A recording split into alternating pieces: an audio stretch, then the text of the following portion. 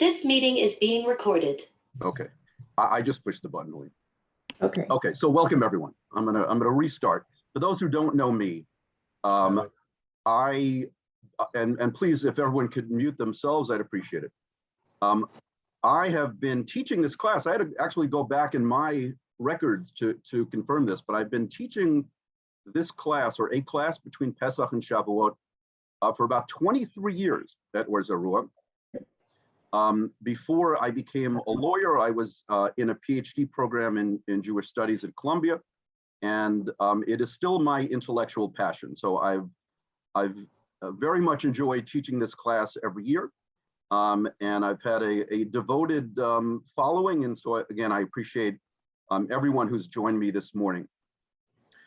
In the early years of my class, I focused regularly on some aspect of the Torah Shebaal Peh, the oral law in Jewish thought, and conceptions of revelation of the oral law in Judaism. That was my focus in my doctoral program. I studied the intersection of modern Jewish thought and rabbinic Judaism, and modern Jewish historiographical conceptions of the development of rabbinic law. So I focused on that for a number of years, and then more recently, we have focused on traditional themes in classical Judaism. I just pick a theme that I find interesting and hope that, that you will as well. We have focused on such themes as messianism in Jewish thought, chosenness in Jewish thought. Last year, we did a class on social justice in Judaism. This year, I decided to do something that I've considered doing for many years, which is focusing on one of the great Jewish rebellious sons in Jewish history, Baruch Spinoza, someone who notoriously rejected the fundamentals of classical Judaism. But even though Spinoza famously strayed from traditional Judaism, he nevertheless changed the trajectory of modern Jewish intellectual history in ways that I think are really fascinating, and that which we will explore during these 3 class sessions. So his break from Judaism, he was banned, excommunicated from the Amsterdam Jewish community in 1656. We're going to talk about the ban in some detail today, but it was not a perfectly clean break from Judaism as of 1656. It wasn't as if before and I'll refer to it as the cherem. That's the Hebrew word for what is generally referred to as excommunication, although cherem carries other connotations, even more comprehensive connotations that we'll talk about today. But it wasn't as if before the cherem, Spinoza was sort of a good Jew, and afterwards he wasn't. There wasn't such a clean break, even though he did disassociate himself from the Jewish community and from his Jewish identity, at least starting as early as 1656. Jewish texts and Jewish history and Jewish thought continue to play an important role in again, if you can mute yourself, I would appreciate it. Jewish text, history, and thought continue to play an important role in Spinoza's ideas, really for the rest of his life, and did influence his writings. He grappled with Jewish ideas explicitly and implicitly in ways that we will discuss in the subsequent sessions. And he certainly paved new pathways for Judaism going forward. For many scholars, despite his alienation from Judaism, Spinoza is considered the first modern Jew. Others characterize him as the first secular Jew.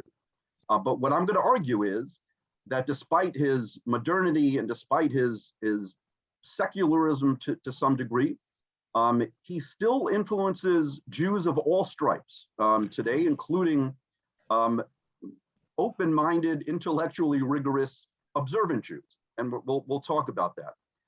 So there is no doubt that that Spinoza is one of the most influential and controversial Jews in our 4,000-year history. I don't think that's an overstatement. Let me just a caveat about these 3 class sessions. I'm going to be focusing on what is my interest. My interest is on the Jewish dimensions of Spinoza's thought, both in his own writings and in the imprint he left on the Jewish world afterwards. I'm not going to be talking about, because frankly, I'm not particularly familiar with, and certainly not expert in, his general place in the Western philosophical tradition.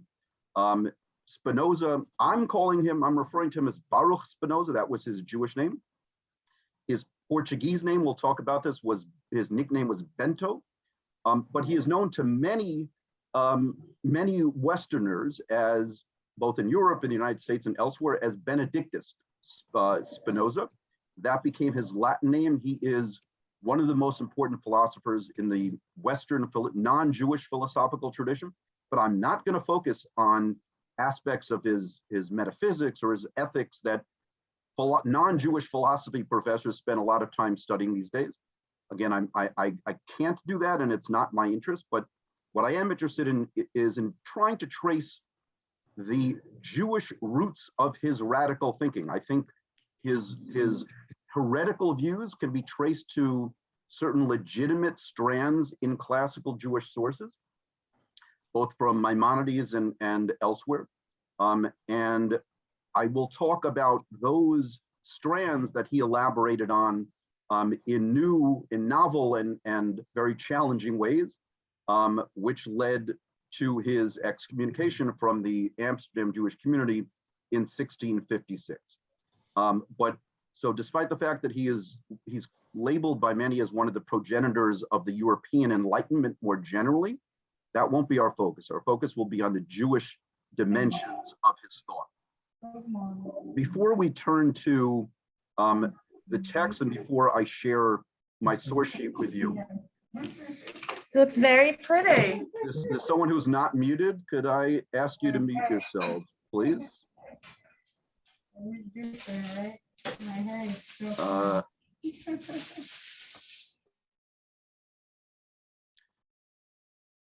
Okay. Mute yourself. Yeah, if everyone can mute themselves, thank you. Let me give you a few quick facts about Spinoza's biography. So you have so some of you may be very familiar with Spinoza already, others only sort of remotely familiar. What I'm hoping at the end of these 3 class sessions is that everyone has an enhanced perspective on Spinoza's life, on that Amsterdam community, and on the contours of the Jewish elements of his thought, both the elements that fed his thinking, that led to his radical ideas, and that left a legacy for Jews that followed through our day. But let me give you some facts so that we all have at least these in common. He was a 17th century Jew. He lived from 1632 to 1677. So he left an incredible legacy despite living only 45 years. He was the son of Marranos, and we'll talk about that. The Marrano background to his life, I think, was important. Some scholars emphasize the Marrano background as an influence on his thinking. I'm gonna not emphasize that, because I think he may have had some Marrano influence, but it's important to recognize that Spinoza was born, by the time he was born in Amsterdam, the Amsterdam Jewish community was an openly Jewish, it wasn't a crypto-Jewish community, it was openly Jewish. It was effectively what we now call Orthodox. Of course, there were no other, it wasn't Reform and Conservative Judaism back then. It would take a couple of more centuries until those denominations emerged formally. And Spinoza had some impact on that development or that evolution of Jewish denominational life. But what we can call traditional or Orthodox Judaism in Amsterdam of Spinoza's generation was openly practiced. By the age, however, of about the age of 23, he was excommunicated. So likely in his late teens, his Jewish faith started to dissipate. And by the young, tender age of 23, he was excommunicated by the community in very vitriolic terms that we'll read and talk about. And I'll note now, and I'll note again, that that ban has never been revoked. It's the harshest ban ever issued by the Amsterdam Jewish community.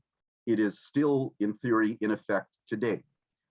So he was alienated from his Jewish community and really, again, from his Jewish identity. He didn't really think of himself as Jewish after the ban, but likely a little bit before the ban as well. And that's why he had sort of become radicalized in his ideas that led to his excommunication. I don't think his cherem was the cause of his alienation. I think he became alienated, and that was the cause of his ban.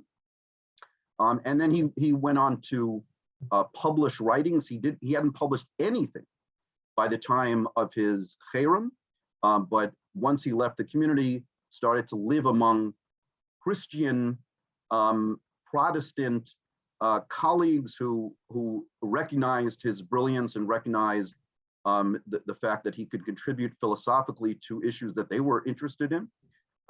He became one of the great philosophers in the Western tradition, but again, I'll focus on the Jewish aspects of his life. So that's a quick thumbnail, but it's important to keep in mind his parents were Maronites. And again, I'll get back to this, but his parents were Jews who had come from the Iberian Peninsula in Spain and Portugal. His ancestors had come to Amsterdam only recently, and his parents had been Christian. So Baruch Spinoza's parents were what is called new Christians. They had been converted to Christianity, but they had harbored a desire to return to Judaism. They needed a place where they could practice their Judaism openly, and they did that. They were able to do that to a large degree. It wasn't New York City, but Amsterdam was a fairly cosmopolitan and tolerant environment for newly returning Jews. But it's important to note that by the time Spinoza was born, the community was openly practicing Judaism. Spinoza was born a Jew, was given a fairly traditional Jewish education. So with that biographical sketch, I'm going to share my screen and begin our study of relevant sources. If I can find it.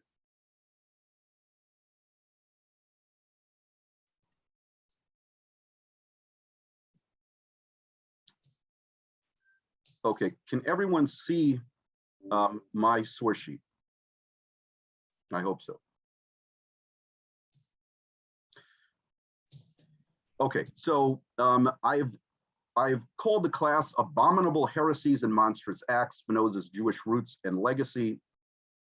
We will, the phrase that is in quotation marks is from his cherem, from his excommunication ban, the text of the statement, and we'll actually read that as we go. As I always like to do, I find interesting and useful tracing the history of ideas. So what I'm going to start to do in the beginning portion of this lecture, and I will pause in the middle for an opportunity for you to ask any questions, and then we can follow up at the end with any questions you may have at the conclusion. But I always like to trace the history of ideas. I'm fascinated by intellectual history. And so what I'd like to do is trace the history of this concept and practice of cherem, of excommunication, of ostracism that was applied to Spinoza. It is probably the most famous, for Jews at least, the most famous event in Spinoza's life. And his cherem is probably the most famous and infamous cherem in the history of Judaism. So we'll talk about that in more detail, but I want to go backwards in time. I'll start with the Tanakh, the Bible, in just a moment. But as I've said many times in my classes, if you want to know what Jews think, you should open the Siddur.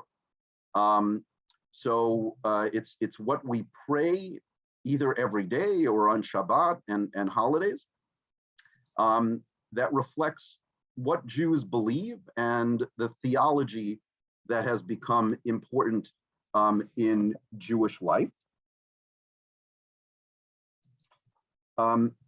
So every day, 3 times a day, both in Shacharit, Mincha, and Mariv, in the Amidah, we say this blessing. It is the 12th of what are now 19. It's called the Shemona Esrei, which is 18 blessings in the Amidah, which is the centerpiece of our prayer services.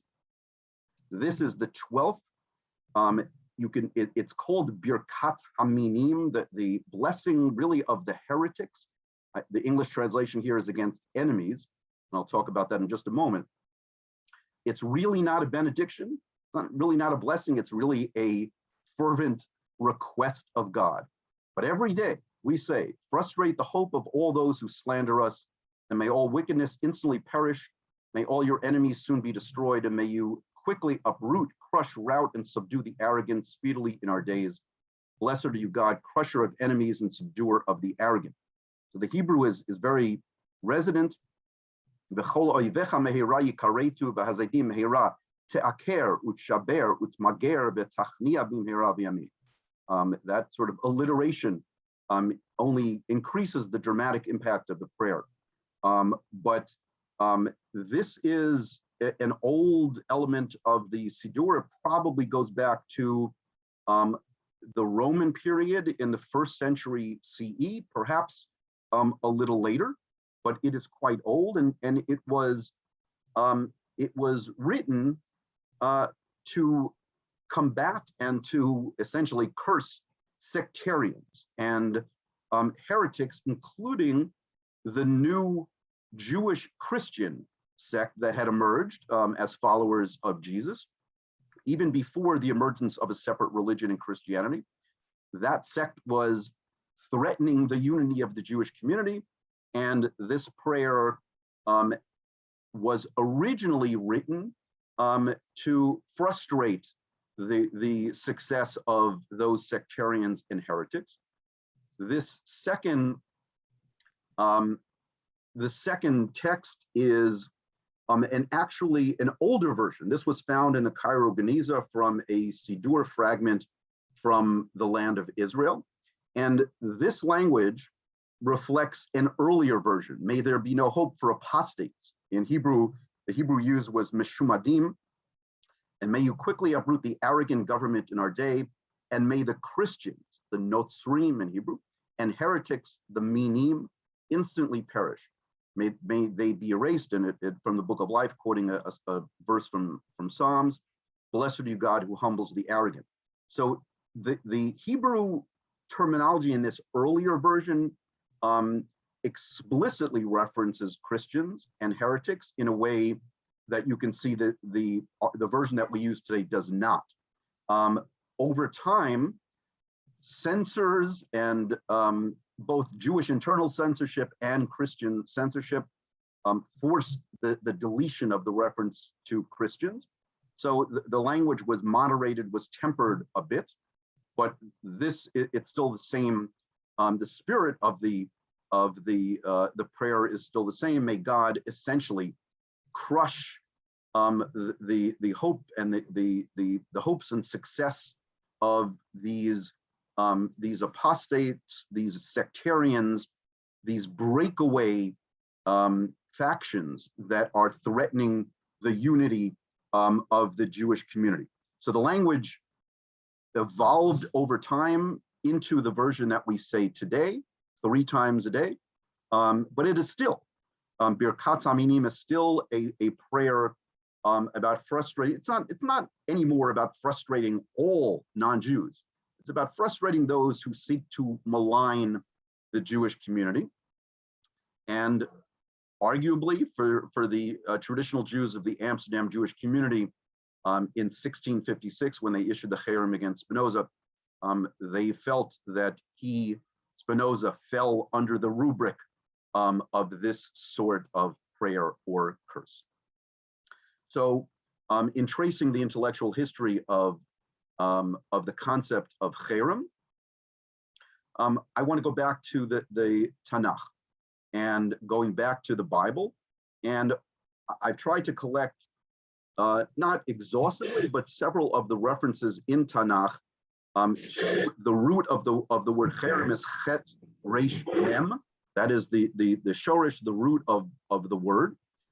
So it has different grammatical variants, but it is found in various places in both the Chumash, the 5 books of Moses, and in the later books of the prophetic writings and the Ketuvim as well, all over the Tanakh.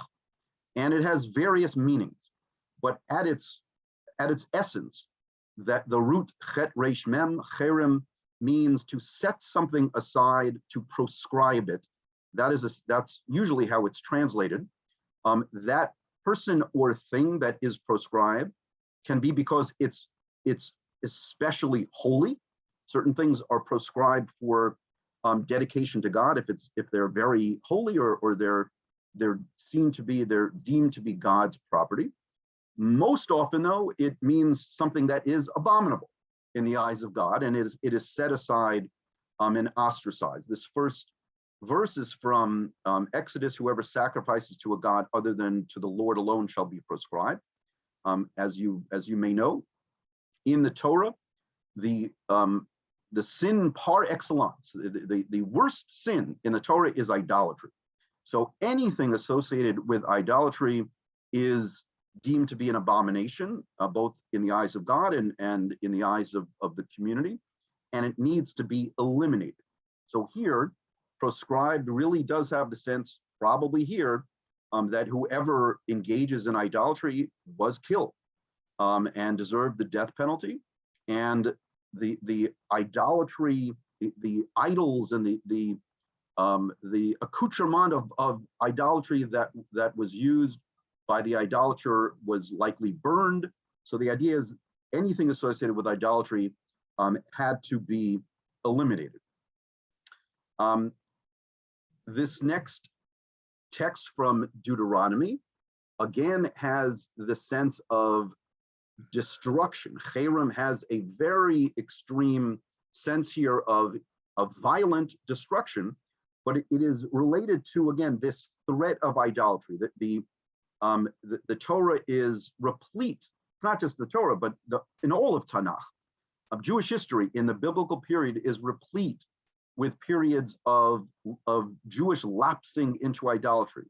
The Jews are sometimes obedient to God, but many times stray from the correct path and become idolaters. And that constant threat was a threat that classical sources said had to be eliminated. This comes from Deuteronomy in advance of the conquest of the land of Canaan. In the towns of the latter peoples, however, which your God is giving you as a heritage, you shall not let a soul remain alive. No, you must proscribe them. Ki hacharem tacharimem is in the Hebrew, so there's a double reference to the shorish of cherem. So it means you should really proscribe them. And it goes on to list the Canaanite nations as your God has commanded you. And then in verse 18 is really the reason, the rationale. Lest they lead you into doing all the abhorrent things that they have done for their gods and you stand guilty before your God. So again, the rationale, the motivation for this extreme sense of cherem, of proscription, of destruction in this case, is that the idol worshipers in the environment can lead the people astray.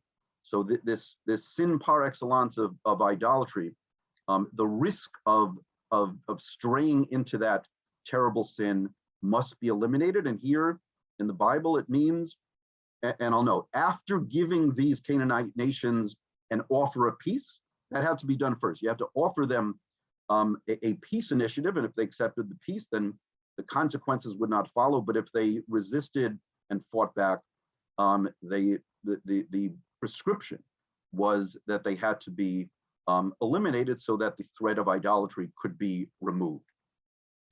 The next text is from the book of Joshua, and this is another very exceptionally severe form of cherem involving the conquest of the city of Jericho. when Jericho was conquered, which was the initial piece of conquest in their march into Canaan and the conquest of the land more generally, the people, the native people in Jericho were killed, the animals were killed, the city was burned. There was no spoliation of resources, so anything that was found, the Jews could not enjoy the spoils of the conquest. Because in some sense, this was considered sort of the bikurim, the first fruits of the conquest, and the bikurim, the first fruits, were dedicated to God. So this first city of conquest was, the spoils of it were to be set aside, were to be sort of, the cherem was to apply so that only God could enjoy what was left. On the seventh day, they rose at daybreak and marched around the city in the same manner 7 times. That was the only day that they marched around the city 7 times. On the 7th round, as the priests blew the horns, so that the shofarot, Joshua commanded the people, shout, for the Lord has given you the city. The city and everything in it are to be prescribed for the Lord. Only Rachav, the harlot, is to be spared. She was the one who helped rescue the 2 spies and who aided in the conquest of the city.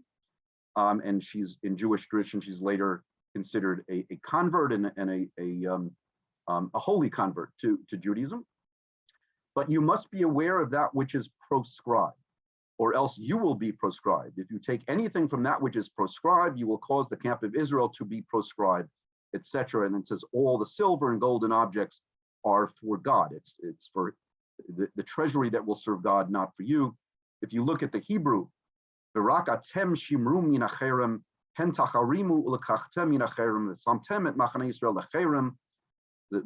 is used over and over in a single verse. So this is really perhaps the most extreme version of cherem, of not just excommunication, but of consecration of an entire city to God, and prohibiting it for common contact by the Jewish community. This next one amplifies the theme.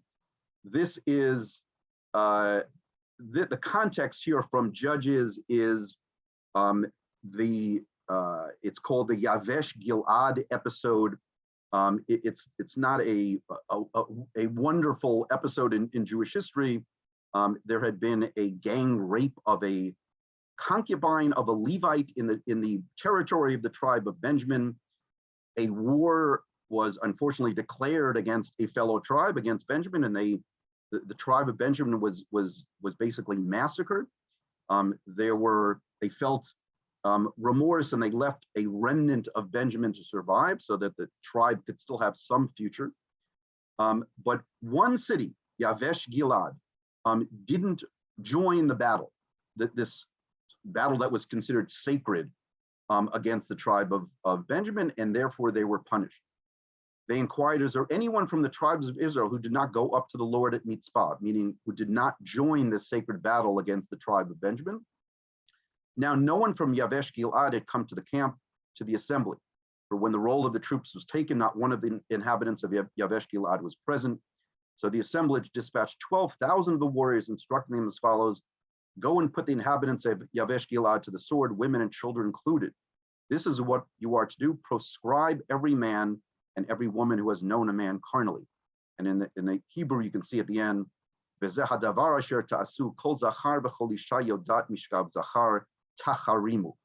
the tacharimu again has this shorish, this root of cherem, of proscription, of setting aside, and in this case, of destroying.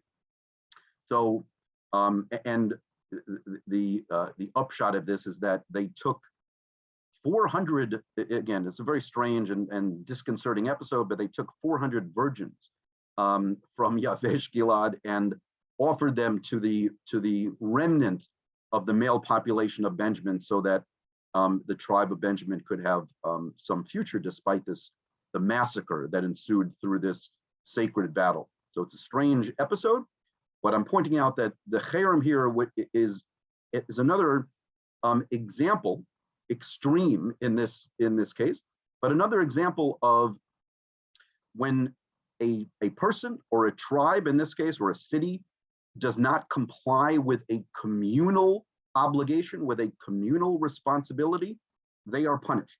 So here it was an entire city, but I think this is a biblical antecedent to the harsh penalty of the cherem that was applied to Spinoza in the 17th century for the same sin, for the sin of disobedience or defiance of a communal obligation or a communal responsibility.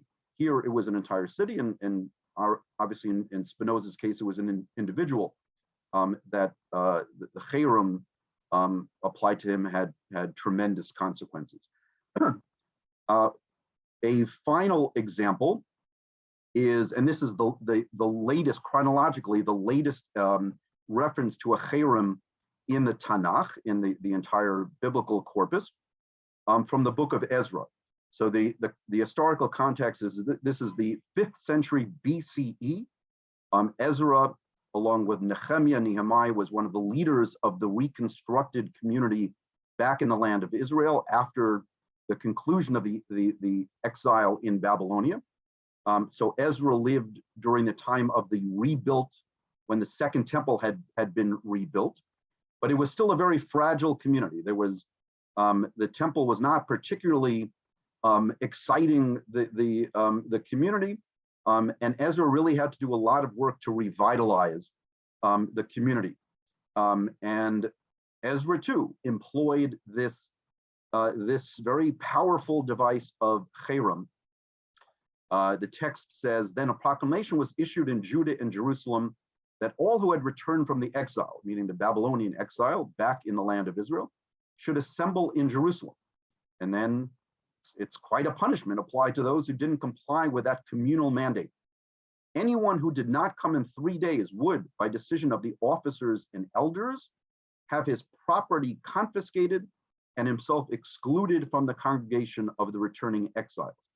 So a few things are notable about this, because I think this really is really a direct antecedent for Spinoza's cherem, that the edict of confiscation and exclusion of cherem was going to be pronounced by the officers and the elders, in the Hebrew hasarim v'haskenim. Those Hebrew terms may or may not include sort of rabbinic leaders. I think it did include Ezra, certainly, but perhaps other communal and political leaders. But the Hebrew is katzat hasarim v'haskenim yachoram kol rechusho. So their property was to be confiscated, likely for use in the communal treasury for religious services. Vehu yibadel mikal hagola, and the person whose property is confiscated shall be separated from, excluded from the kahal, the community of these returning exiles.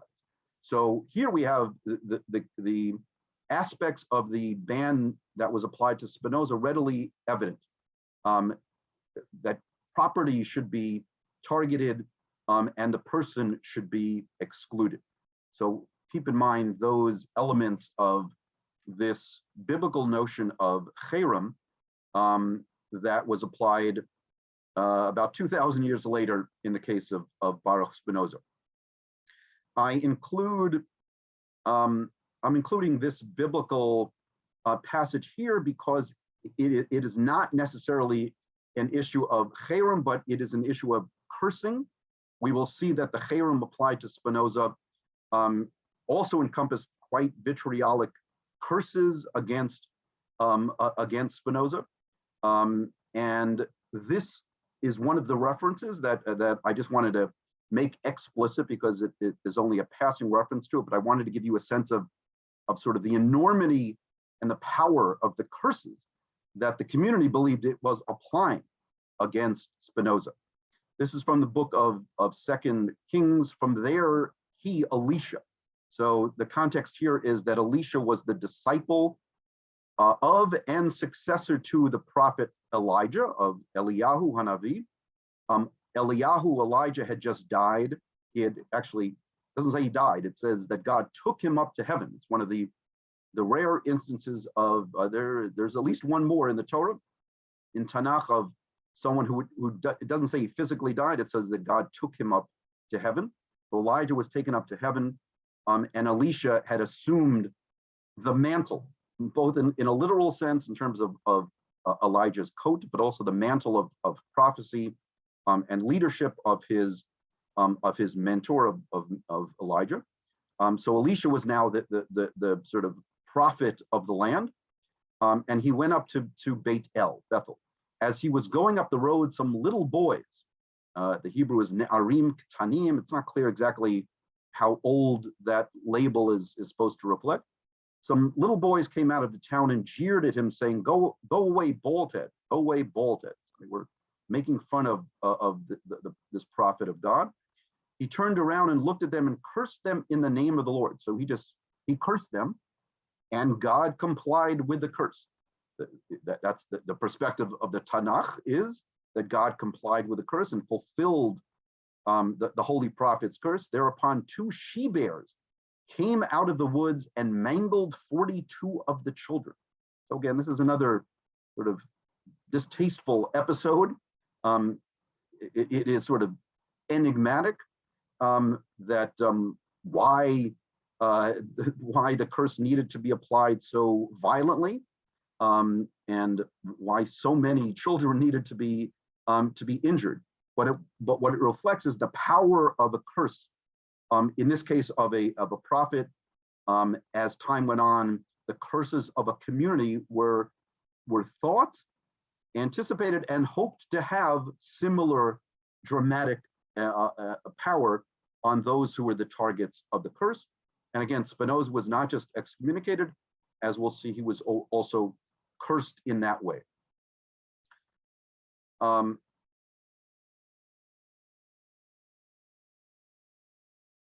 me just hopefully. Okay, does anyone have any questions? I'm going to pause here, and if you have questions, please, you can even, I'm not sure I can't see everyone, so you can just start talking if you could do it in order, but any questions are welcome. Don't forget to unmute yourself. I have a comment, not a question, but maybe a question. I don't know. These are all referring to behavior of people, right? Whereas, correct me if I'm wrong, Spinoza, they're talking about what he thought, right? And so these curses or the cherem is being applied. So what is the implication of that? Is the implication that thought is now on the level of action of something that somebody did? Or is that at the root of the controversy with regard to Spinoza? It's a good question, Shelley. So I think it's actually both in both cases. So I think that the biblical conception of cherem encompasses both thought and practice. In the case of idolatry, for example, it's both the practice of idol worship and the sense that there are competing gods who are worthy of such idolatrous worship. So the cherem, I think, in Tanakh, and it's also sort of an attitude of not complying with a communal obligation or a communal mandate that we saw in, for example, in the book of Ezra. So I think it's in Tanakh, it's a little of both. It targets objectionable thought and conduct and sort of attitudes of not aligning your interests with that of the community. And we'll see with Spinoza, it was also both. It was both his ideas and his conduct, apparently. The ban, as the title of this lecture series reflects, abominable heresies and monstrous deeds or monstrous acts. We'll see in just a few minutes that the text of the cherem statement against Spinoza encompasses both thought and conduct. I will I believe, and I will suggest today that it was more his ideas, his heretical ideas that were deemed the threat to the community, but he very likely also was not, attending minyan on a daily basis as he was expected to do. His father, and this was a contributing factor very likely to his radicalization, to his straying from the path. His father had died. His financial circumstances became difficult. So he had a year of mourning for his father. And we know that during that year of mourning, again, this was sort of what I'm calling an Orthodox community. You were expected to show up in shul and say Kaddish for your father. It's not clear whether he did that on a regular basis. So his conduct may also have been implicated, but the vitriol of the cherem probably would not have been as strong if it were merely conduct. If I agree that in Spinoza's case, it was his ideas that were deemed the more dangerous risk to the community. But having said that, I think it was both in the Tanakh and in the case of Spinoza, the cherem, the excommunication, can target a mix of conduct and thought. Jerry, I see your hand is raised. It's interesting that in the roots in the Tanakh, we see two types of sins or crimes, those of commission and those of omission, not showing up for a battle or not appearing in time in the redemption of the exiles, or seem like more sins of omission as opposed to some of the more egregious commissions of crimes. Is that which one or both? I think that it's true in certain circumstances. The first text we saw is that the worst commission is idolatry. So if you commit the sin of idolatry, this sin par excellence in the Bible, that's the worst thing you can do, and that's the most obvious cause of an extreme reaction by the community. So it can be, I think it can be both sins of, or what are deemed to be sins of commission and omission. And again, in Spinoza's case, I think it was a mix of both. Mark, is there any evidence that anyone else in the community was treated in a similar way for infractions? Or was this something that was relegated only to Spinoza? Good question. I couldn't see you, but I think that was Sheila. I'm sorry. Okay, no, I just can't see everyone, but I recognize your voice, Sheila, because you're such a good customer of my classes. I'm going to get to this in just a few minutes. The cherem against Spinoza was not unique in the Amsterdam Jewish community. They resorted to this device of coercion and punishment on several occasions. Perhaps they resorted to it too often and too regularly, because in the course of Jewish history, even some rabbinic authorities objected to the use of this device because they thought if it's used too regularly and it's not respected, then it will lose credibility. So if the authorities issued all sorts of bans against all sorts of people and it didn't have the desired effect of bringing those people back into the fold, then the device itself would lose its integrity and credibility. So perhaps the Amsterdam Jewish community could be accused of using it too often, but I'm hoping people can hear me. Okay. But it is not unprecedented. So I'm going to talk about another instance of excommunication, a prior instance of a cherem that was issued against a member of the Amsterdam community, that of an individual who may have himself had an impact on Spinoza, but in any event, even if the person had no impact, the episode in the community certainly did influence, I think, both Spinoza and the community by the time of his cherem in 1656. Hal, I see your hand raised. Yes, so I can understand the issue with Spinoza and how it went against the communal standards. But the examples that you're listing here are so egregious that, it brings to the bear, the idea that these children, 42 children, were mangled for the the sin of the other. So the idea that the innocents are being punished along with the guilty, was Spinoza, rebelling against that kind of theology as well? Or did he Well, look at that as? I would note in this, the case, it's on the screen still, this example, the people who committed the bad acts were the ones who were punished. These were the youths who had cursed the prophet. The prophet cursed, or they made fun of they didn't curse, they made fun of the prophet. He cursed them, and they were the ones who were, I think the implication of the text is that there were more than 42 of them, or at least 42 of them, and they were the ones targeted by the curse. But even so, it seems, awfully drastic punishment.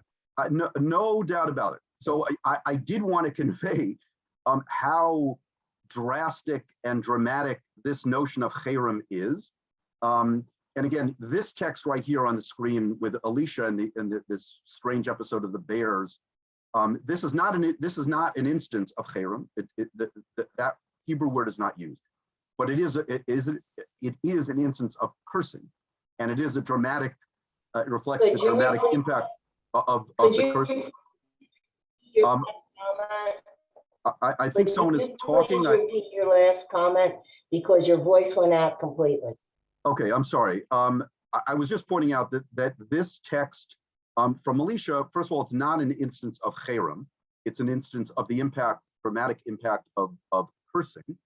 And the targets of the curse were the ones who were victimized by it. But I agree with Hal's statement. These examples in the cherem are distasteful. They could be seen as distasteful because they are quite dramatic and potent and even violent. So by the time of Spinoza, the violence of the cherem had been removed. They didn't go about killing the people who were the subject of the proscription, but it was still in the medieval period. And Spinoza lived in sort of the late medieval, early modern period. By that time, even though the violence had been removed, the impact was still extremely consequential. We'll talk about that in just a minute. But for Spinoza, in particular, it was not, and I'll talk about why not, because he almost welcomed the verdict of the cherem. But for many Jews in the medieval period, it had an enormous impact on their life, because if they were excommunicated from the only community, the community into which they were born, and the only community that they were familiar with, they really had nowhere else to turn. And it's not as if Jews lived in the United States in the 21st century, in which they could, if you're excommunicated from New York, you could move to Los Angeles or Israel. In those days, Jews had very few, if any, alternative options. So despite the absence of violence per se, it was quite a sort of turbulent and very powerful device that the community used. It was used to try to ensure or to try to coerce uniformity in the community. It was designed not to send people out of the community, but to force them to come back and to conform to communal expectations. But Hal, just to get back to your final point, Spinoza probably did not find acceptable these examples in the Tanakh of these violent and dramatic episodes of cherem. He believed in freedom of thought. He thought he and others should be free to think and do what they pleased, and without consequences from the community. And by that, he meant both the Jewish community for Jews, and in the Christian community by the ecclesiastic church authorities. He thought those, when we'll get back to this in more detail in a subsequent session, but he believed that the authorities, religious, ecclesiastical authorities of Christianity or Judaism or whatever sectarian religion, and that's how he viewed organized religions as unnecessarily coercive and unnecessarily and illegitimately political and politicized. So yes, all of these episodes were probably distasteful to Spinoza. who was a free thinker and believed in freedom of thought, and he probably was not happy that the Tanakh, this Jewish biblical tradition, was filled with episodes of punishing people who may have behaved and who may have believed outside the norm of communal expectations. All right, any other questions before I move on? Okay, so I'm gonna move on, and again, if anyone who's unmuted can mute themselves, I'd appreciate it. We're now going to move on to the post-biblical, or essentially the rabbinic Talmudic conception of cherem that really is a direct antecedent to Spinoza's ban. The Talmud in Tractate Moed Katan says, essentially, we'll see here the Talmud establishes the parameters of the format, the method of excommunication. The Talmud says, Umenalan demachraminan, from where do we derive that if this person fails to mend his ways, we excommunicate such a person more harshly, putting him under the most severe form of excommunication. And then it refers to this verse from the Song of Deborah in Judges, which is a little bit vague. It's an obscure reference, but so if the person does not perform repentance, does not do tshuva, then the person is subject to this harsh form of cherem. As it is written, you should curse that person. Then it continues, from where is it derived that the curse applies to anyone who eats and drinks with or stands within 4 cubits of the ostracized person? So this reflects the fact that the cherem is not isolated to the target of the cherem, but it applies to, it prohibits anyone from socializing or having anything to do with the target of the cherem. So the curses that would apply to the cherem subject also would apply to anyone who socializes with that person. And then further, and from where do we derive that we detail his sin in public? And it gives the same biblical verse, it's the same passage from Judges that is giving rise to, at least in theory, a biblical justification for the format of the cherem that the rabbis are working out. But the rabbis are saying we have to pronounce the cherem in public. And then it concludes, they ostracize him immediately. And then once again after 30 days. So they ostracize him. For the rabbis, there was a sort of provisional step, a lesser step called nidui. I think the Rabbi Bolton actually referred to this yesterday, I think in Shul, on our Shabbat service. But nidui was sort of a lesser and earlier step. They offered the bad thinker or the person engaged in the bad thinking or bad conduct an opportunity to do tshuva, but they gave him 30 days, and then they gave him another 30 days. And if he still does not repent, if he still does not engage in tshuva, they excommunicate him after 6 days. So the cherem, the harshest form of this punishment, of this coercive tool, would come after 60 days. So there is a sense that the person is certainly given a chance to perform repentance, but if that does not occur, then this coercive measure that as the Talmud just indicated, encompasses cursing. It encompasses ostracizing the person so that people can't socialize with him. And I say him because there's almost always a male in most of these cases. And finally, that they had to pronounce the excommunication and detail the sin in public. We'll see that all of those things happened in Spinoza's case as well. Okay, so we have this, by the time of the medieval period, the device of the cherem is well established. It probably should have been used sparingly in order to retain its credibility in the community, but it had a certain format. By the way, by the medieval period, the sort of official method was that they would bring the person, the bad actor, into shul, into the synagogue. They would open the ark. So in front of the Torah scrolls, they would issue this this strong statement. And by the way, the statement could vary in its extremity, in its extreme terms, in its harshness. We'll see that Spinoza's cherem was particularly harsh, but it could be less harsh depending on the severity of the sin. But they would pronounce the sin and the statement of the ban in front of the open ark. They would often have what is referred to in some of the sources about cherem as black candles that would be extinguished upon the conclusion.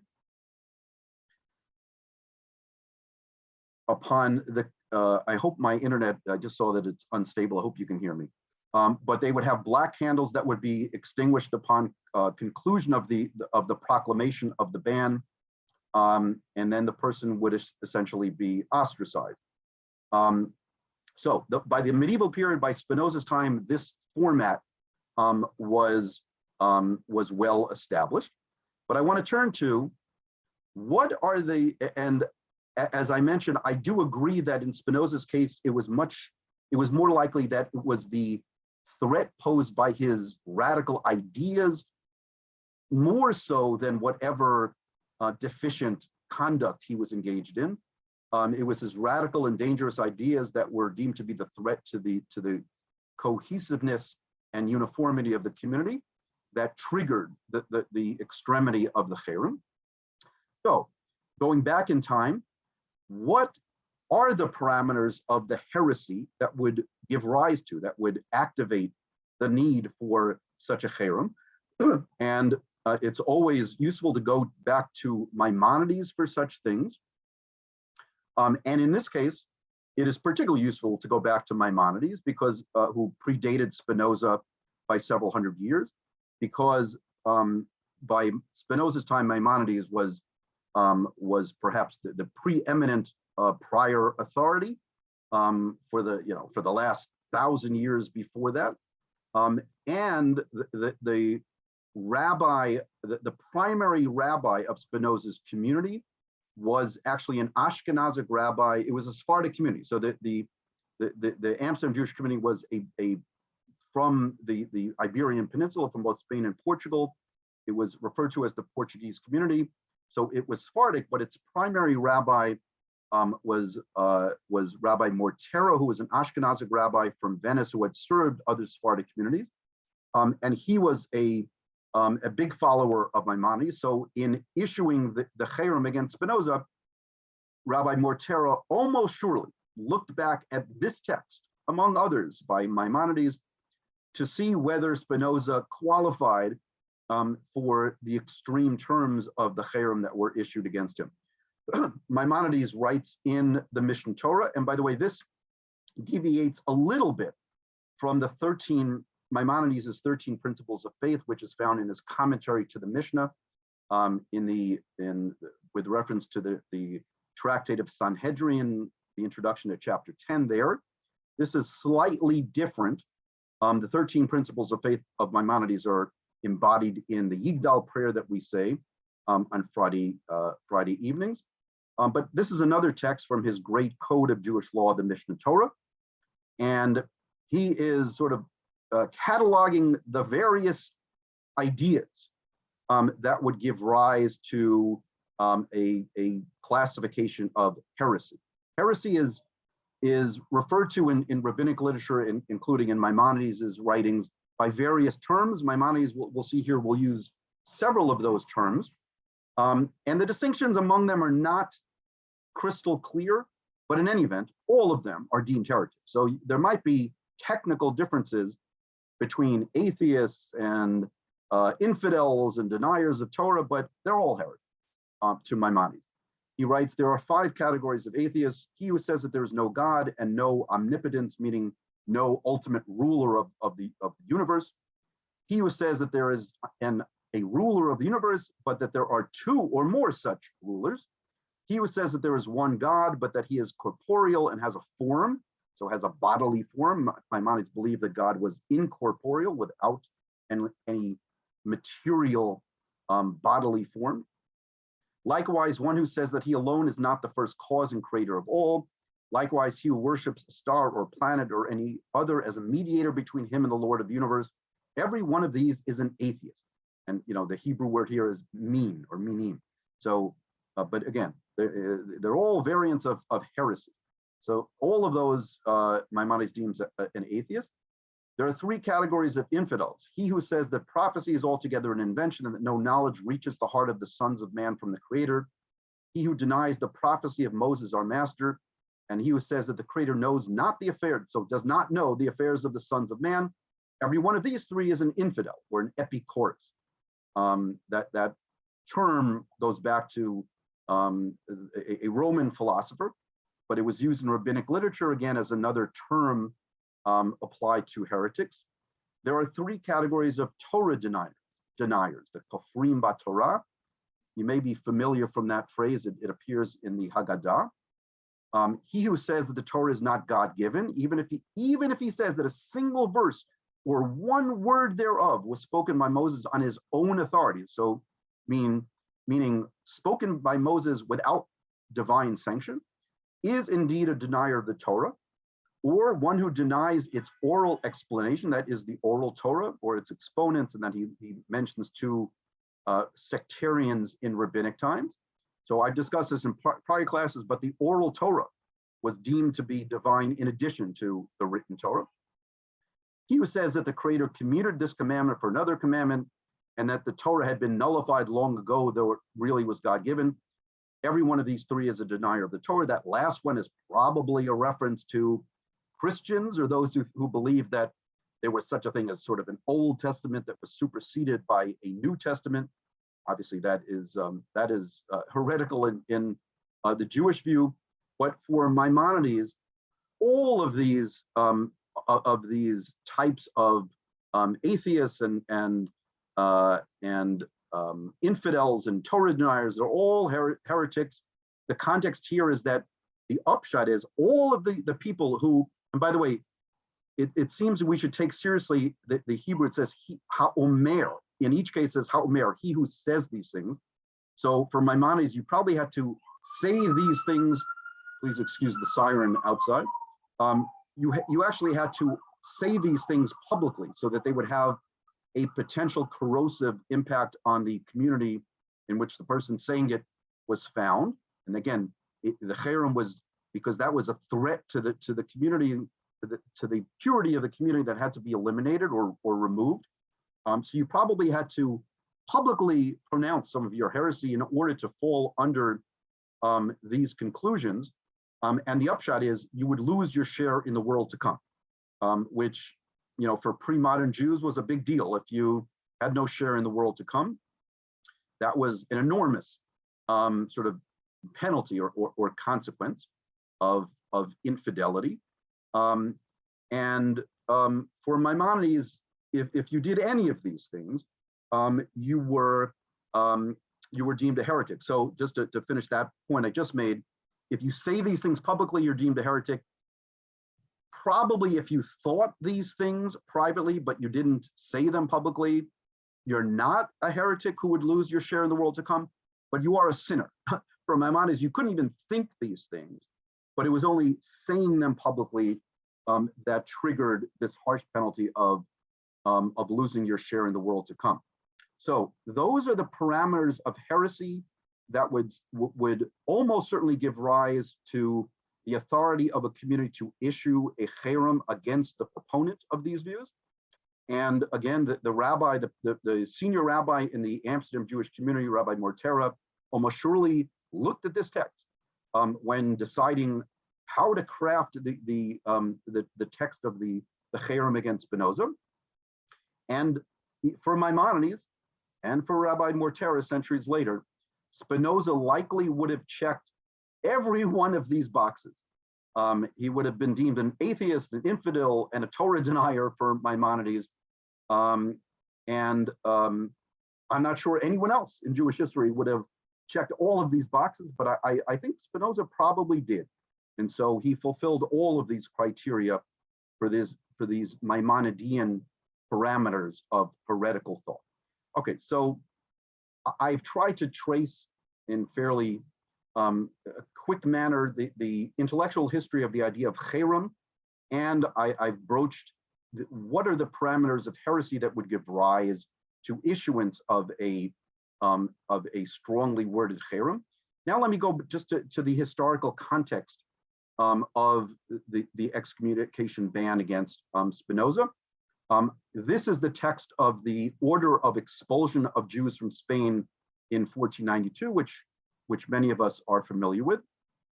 But you really have to go back about a century earlier, in 1391. 1391 in Spain on the Iberian Peninsula was when there were anti-Jewish rioting among common people. The church initially tried to sort of intervene on behalf of Jews, but then over time did it much less often. So Jews were being targeted because there was a fear, and probably an irrational fear, that Jews could have an influence on people who had recently converted to Christianity. Jews, the fear was, or the accusation was, that Jews could persuade them to rescind their conversion to Christianity and go back to perhaps go back to being Jews if they had converted from Judaism. But the supposed rationale for the sort of inquisitorial nature of what Jews experienced for 100 years or so before the expulsion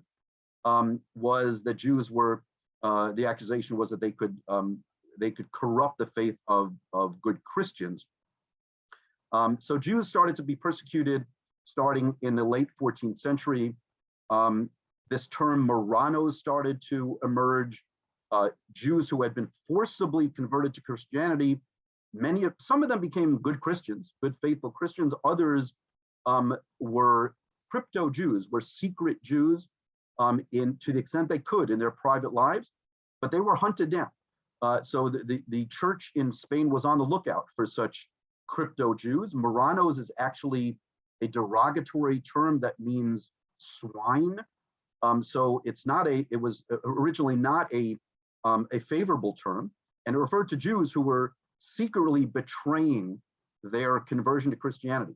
So ironically and tragically, even these Jews who were forcibly converted to Christianity, in this case Catholicism, who had become new Christians by force of the external world, were then highly scrutinized and persecuted to make sure they had no traces of Jewishness left in their conduct or their belief.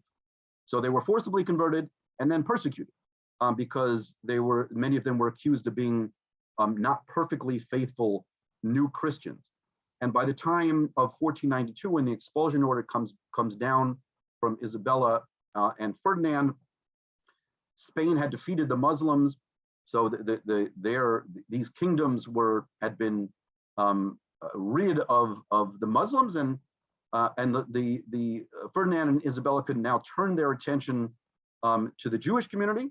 And when they did, they issued what I think in retrospect was, self-destructive folly by Spain, that the Jews for centuries before the 14th century had been very productive and good citizens of Spain.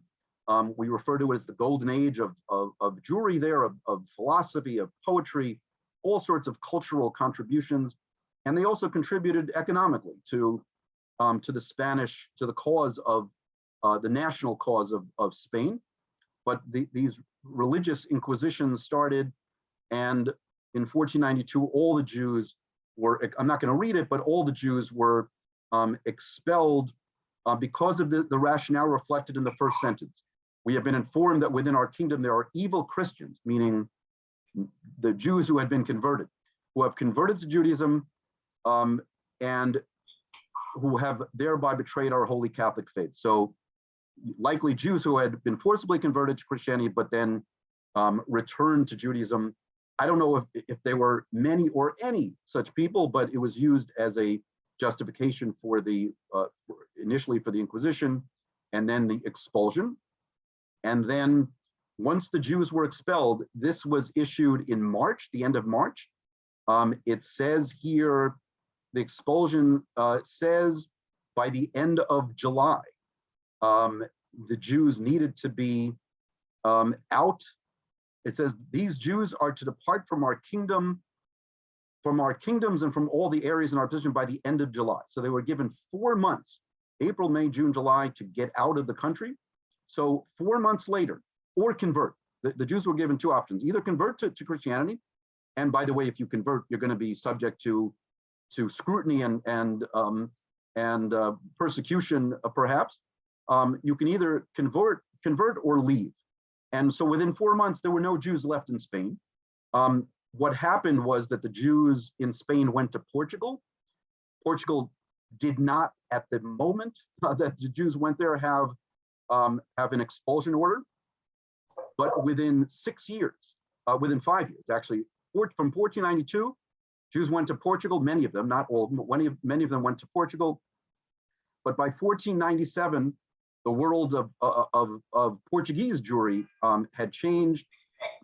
There were riots and anti-Jewish developments in Portugal, forced conversions in Portugal.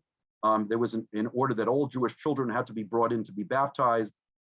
So basically at the beginning of the 1500s, there were no Jews left in Portugal either. They had become new Christians, but some or many of them were crypto Jews, Marranos, who either secretly practiced their Judaism, despite the scrutiny that they were given by inquisitors, or secretly wished that they could freely practice their Judaism somewhere else.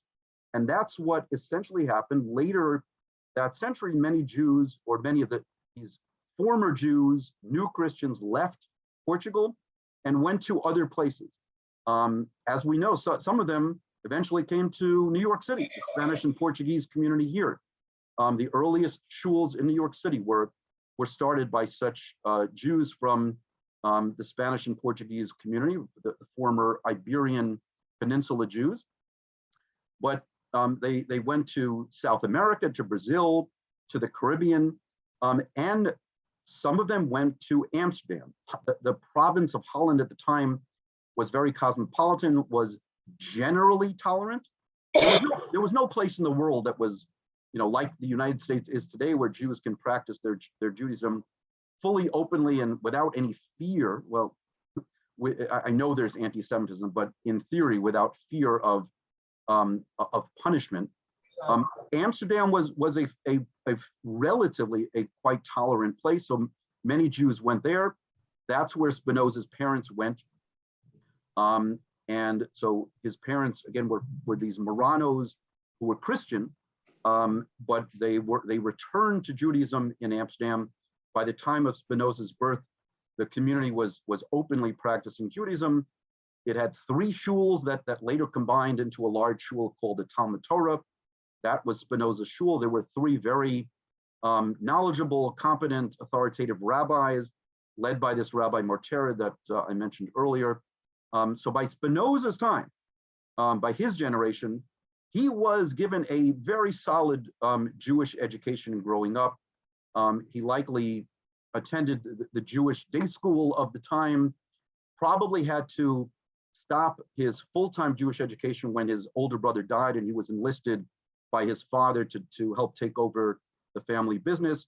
But even then, he continued his adult Jewish training and got a very solid background in Torah studies, biblical studies, in Jewish philosophy.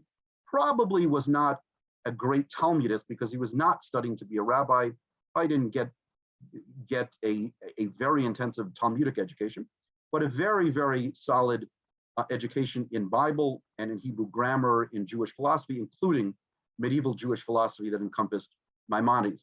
So here's a description of Spinoza's synagogue, the one that he attended and the one that excommunicated him from the 1630s. Sort of sounds a little bit like Orzarua.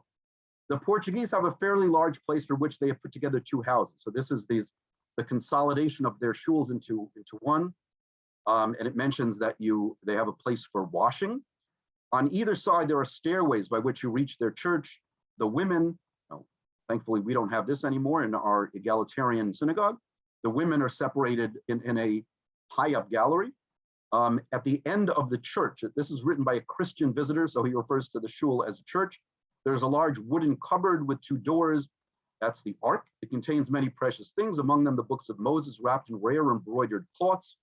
Their teachers stand on a raised platform, so on a bima, like we have in the middle of our synagogue and in the middle of our sanctuary, some 3 feet higher than the other congregants. The men don white shawls, so talitot, over their hats. So I think they generally wore them over their heads, which hang down and over their shoulders and trunk, and each holds a book in his hand, all of which are Hebrew. So I just included this to give you a sense of this established shul, established synagogue that Spinoza was born into. He was, I think, likely a good yeshiva bacher in the Hebrew day school of the synagogue until his late teens, when he probably started to deviate from the communal path. And finally, we get to, this is the cherem.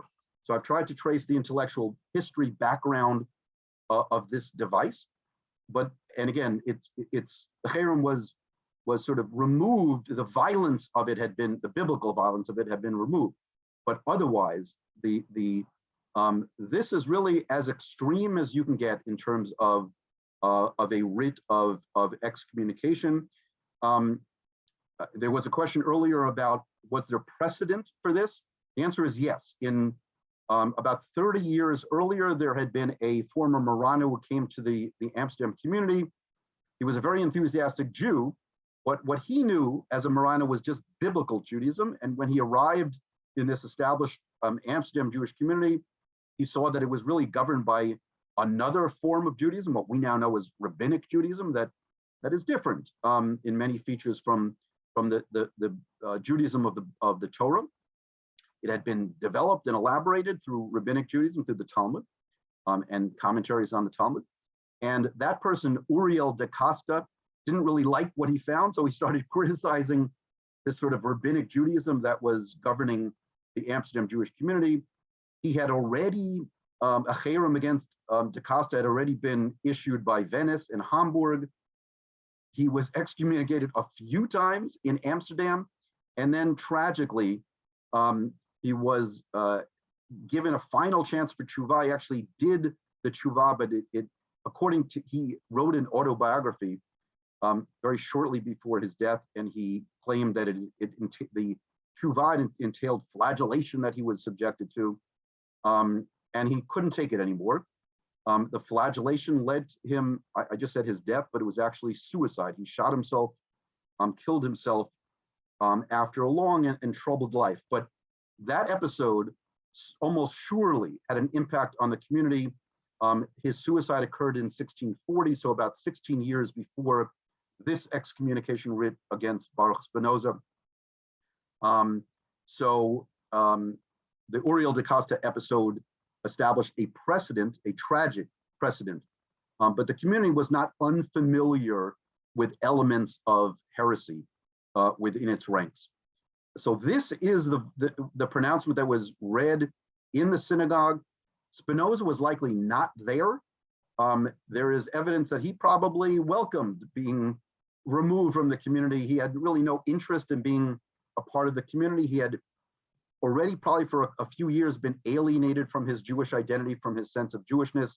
In his later writings, he refers to Jews as Pharisees and as they. He doesn't refer to, he doesn't seem to exhibit any common bond with Jews anymore, and he's been criticized for that.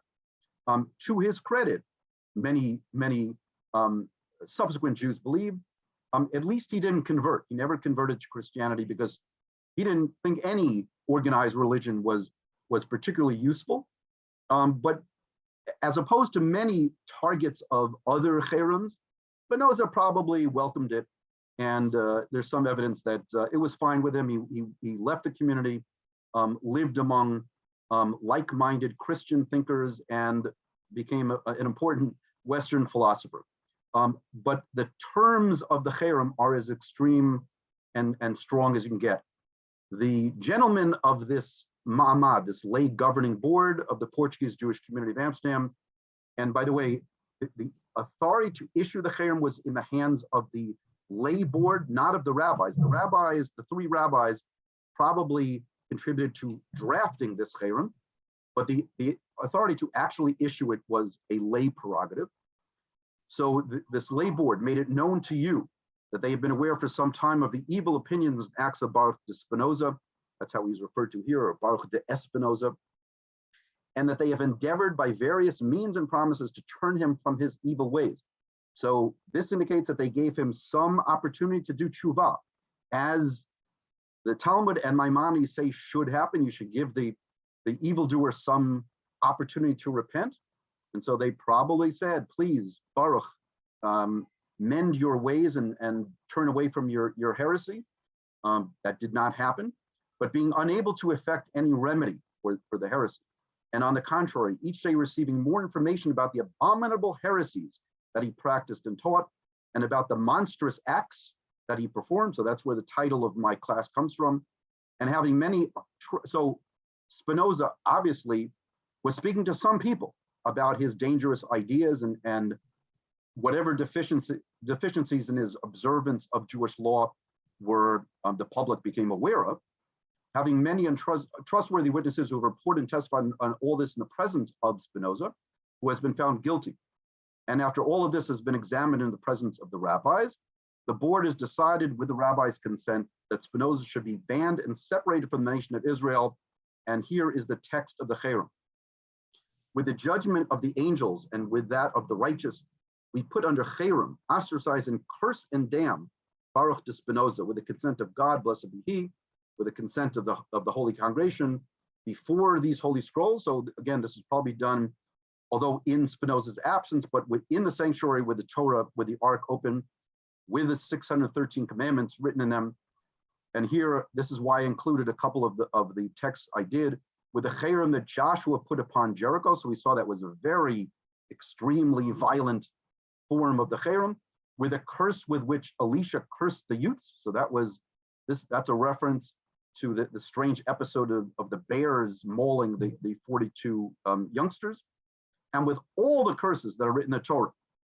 We know that there are passages in the Torah that contain all sorts of verses about bad things that will happen upon disobedience to God by the community. Cursed be he by day, and cursed be he by night. Cursed be he when he lies down, and cursed be he when he rises up. Cursed be he when he goes out, and cursed be he when he comes in. The Lord will not forgive him. The fury and zeal of the Lord will burn against this man and bring upon him all the curses that are written in this book of Torah. So bad things, the community wants bad things to happen to Baruch Spinoza.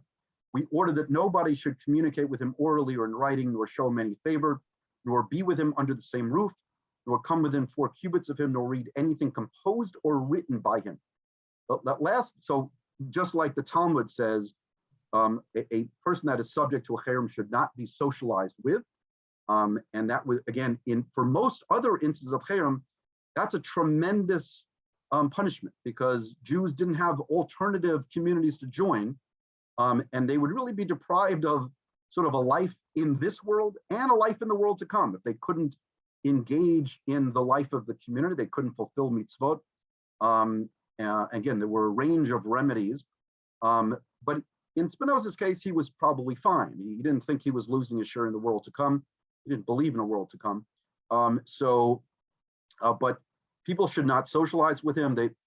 Charlie included in the newsletter the famous painting in the early 20th century of the cherem against Spinoza, with him reading on sort of a cobblestone path in Amsterdam, and people, staying back away from him because that's what the cherem said.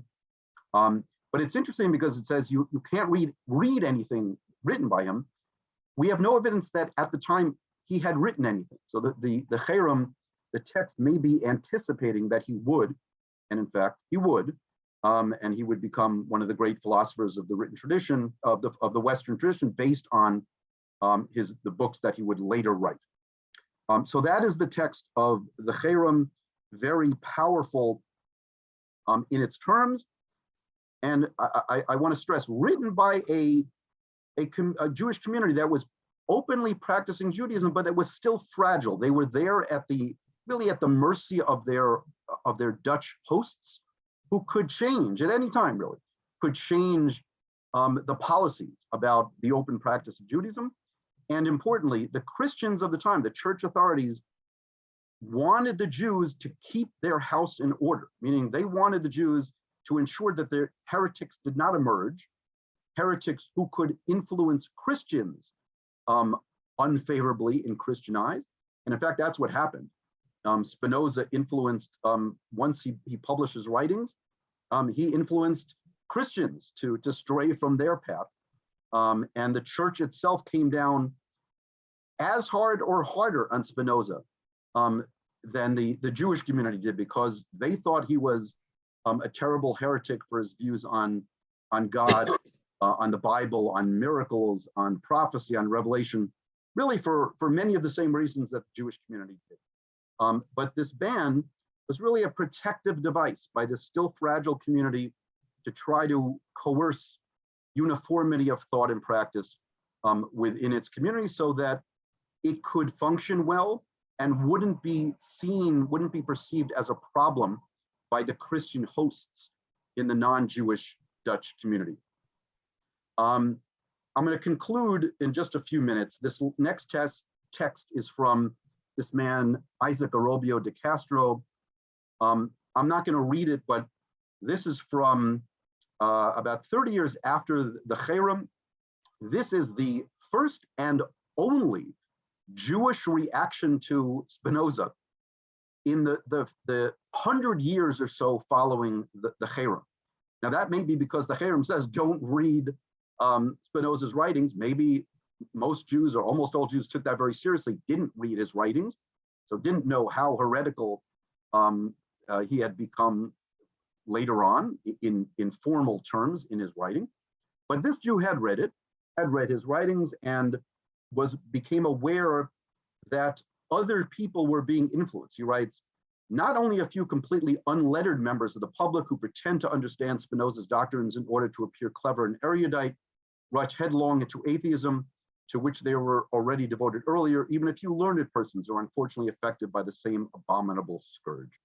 So this was a Jew who was trying to protect the purity of Jewish faith in Amsterdam. Again, his was the only reaction for many decades, the only Jewish reaction. The Christian world would react harshly against Spinoza.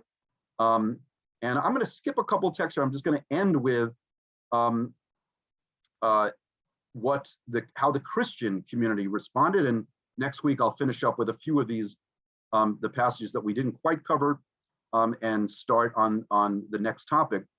But this was the judgment of the Christian Amsterdam Regional Ecclesiastic Court. It was a Protestant community, and this was only several months after publication of Spinoza's, perhaps his most important book, the Theological Political Treatise that we'll talk about in the next two sessions. But only months after it was published anonymously, by the way, but his identity became known. But they referred to it as licentious book publishing should be dealt with under this edict regarding bans of heretical works. The Ecclesiastic Court, having heard from its committee various enormous and abominable samples contained in that work, has proclaimed that book to be blasphemous and dangerous. So the Christian community also deemed Spinoza a heretic. He had friends in a small band of like-minded Christian thinkers, but the official Christian church was generally not hospitable to his ideas. I'm going to conclude with that. Again, we'll finish these few passages next week when I turn to the issue, two Jewish aspects of his thought that I think have roots in legitimate strands of classical Jewish thinking.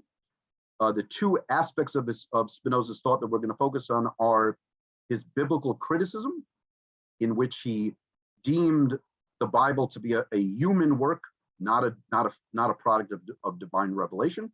And again, that was heretical to both Jews and Christians. And his conception of God, which again had roots in Jewish thought, but were deemed heretical by his community. So we'll look at both the roots in prior Jewish sources of certain aspects of his thinking, and the impact that his thinking had on the Jewish world. So with that, I'm going to stop. I do welcome you back for the next 2 Sunday mornings, when I'll focus in more detail on aspects of Spinoza's thought that are Jewishly related. And again, I'll try to argue that he was a radical. He was incredibly original and problematic for traditional Jewish thought, but he was educated enough in classical Jewish sources that I think they had an impact on his thinking, and he definitively had an impact to this day. And I'm going to show that to this day, he's had an impact on the thought of even observant Jews in how they approach the Bible and their relationship to God. So we'll focus on both the roots and the legacy of Spinoza's heretical thought. So with that, any questions?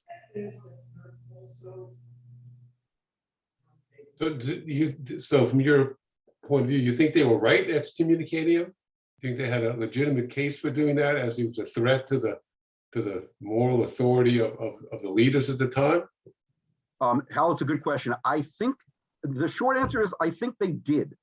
And next week, one of the passages I included here that we'll look at in more detail next week, which I plan to cover today, was that even people who wanted the ban lifted in later times, and one of the most prominent examples of that was David Ben-Gurion. In 1953, he was between his stints as Prime Minister of Israel, but we view him as one of the founders of the modern state of Israel. He was a huge fan of Spinoza, but even he said, I think the Amsterdam community at the time had the authority and right to issue the ban, because they were legitimately and appropriately concerned about the fragility of their circumstances, and wanted to ensure that their community could survive, and viewed their standing within the wider Dutch world as still precarious, despite the general tolerance that was afforded them. So even someone like Ben-Gurion thought, yes, they were probably entitled to issue a cherem, maybe that didn't have to be so harsh. And they had given him a chance to sort of, repent. But in its time and place, it was probably legitimate. Again, the harshness perhaps could have been mitigated. But that doesn't mean that it should be accorded authority today, and perhaps it should be rescinded, even though technically and officially, formally, it is still in effect today in the Amsterdam community. Any other questions or comments? Yeah. Among Jews, there is still, I'm stretching my arm. There's still Jews who don't want their children to study philosophy or evolution because it goes against principles and philosophy of our religion. But I don't think we excommunicate like that. I mean, I don't know of any case of that in any of our communities, Orthodox or otherwise. So basically the question is, what did he do that was so bad? I can't imagine he was the first person to question the Torah, the Tanakh, or any of our prophets. I understand. So the quick answer is, Charlie, he wasn't the first to be excommunicated. So he was not unique in the annals of Jewish history. Just to give a few examples, Maimonides himself, Maimonides is considered the greatest Jew of the last 2,000 years, let's say, by most traditional Jews. His Guide of the Perplexed, the Moreh Nevuchim, his great philosophical work, was banned by some of his colleagues and some of the traditional rabbinic authorities who followed. So even Maimonides was the subject of some element of cherem. the Hasidim in the early days of Hasidism were excommunicated by the Vilna Gaon, the great Mitnagdic authority who opposed the rise of Hasidism. So bans and the cherem of similar to the terms of Spinoza's cherem were employed at different periods of Jewish history. So it's not accurate to say that this was unprecedented, but it is his example is notorious and famous because he became so famous as a Western philosopher, and because the terms of it were so dramatic. And to answer the second part, Charlie, I think the harshest terms were used because he was a really good heretic. Almost every aspect of his thought was antithetical to most versions of normative Jewish theology. And that's why I said before that he really probably did check off every last box in Maimonides' checklist of who qualifies, who is classifiable as an atheist or as a heretic. So all his views were objectionable. And I'll just quickly summarize. His conception of God, he didn't believe in the God of Abraham, Isaac, and Jacob. His God was not a creator. His God doesn't answer prayers. His God doesn't punish us if we do evil. He doesn't believe in miracles. He doesn't believe in prophecy. His view of the Bible is that it's deficient in all sorts of ways. It has certain utility, but it's certainly not divine because God doesn't reveal anything. So in all those respects, his ideas were deemed dangerous, and he was such a brilliant and original thinker, and he had been probably the star student of the yeshiva growing up because of his brilliance, that his heretical views were deemed extremely dangerous to this still fragile community in Amsterdam. I think that explains the harshness of the terms, but he's not unprecedented. So there have been other bans. I came across something even in today's Haredi world. So in today's ultra-Orthodox world, and probably in both in New York City and I know in Israel, because I saw an example of this, cherems are still issued against people who stray a little bit from the path. I found a source that indicated there was a cherem issued in, I think it was Bnei Brak, or it could have been Mea Shearim in Israel in the 1970s, against someone who had a television set in their apartment. An ultra-Orthodox Jew who had a television set, that was deemed so, the TV was deemed so dangerous to the norms of the community, that the person was placed under a cherem until he got rid of his TV. So if he got rid of his TV, he could be welcomed back into the fold. But until then, he was placed under a cherem. So cherems have been used at various times against various people, ranging from Maimonides to Spinoza to the Hasidim in its early period, to people in ultra-Orthodox communities who have TV sets that they shouldn't have. So there've been a range of circumstances, but the harshness of the terms I think is explainable by the originality and radicalness of Spinoza's views that were deemed heretical at the time. Anyone else? I just wanted to, there's a 2-volume book on Spinoza and other heretics, it's called, by Yeremayahu Yovel. Yes. He does, and so he explains some of the influence that Yovel had on other, obviously on other philosophers, but on the secularization of Judaism. Yes. So that part of it is maybe a little relevant to this class. Yeah, Shelley, there are, I'm familiar with Yovel's I have his 2-volume work. There are, the literature on Spinoza is vast. Yeah. There are scholars who have all sorts of perspectives about the influences, both Jewish and non-Jewish, that led to his heretical views, and on the impact that he's had on the world, not just the Jewish world, but on the secular world more generally. Yovel is interesting because he focuses on what he thinks are very strong Marrano influences on Spinoza's thought.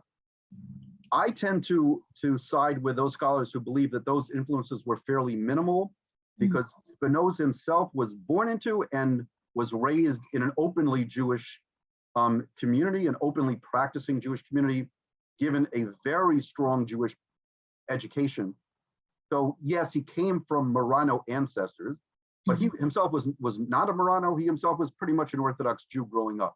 So yes, Yovel has a very informed perspective, but there's a very wide range of scholarly perspectives on both the causes of Spinoza's heresy and the impact that his views had on the world at large. This is a great class. It's wonderful. Thank you. My pleasure. Thank you, Shelley. Thanks. All right. Well, thank you, everyone. I appreciate your patience in going a little bit beyond my scheduled hour. And I hope you join me for the next two sessions. The next two Sunday mornings will continue in more detail to explore the heresy and impact of Baruch Spinoza. Thank you very much, everyone. Take care. Have a good Have a good week. Thank you. Thank you. Thank you.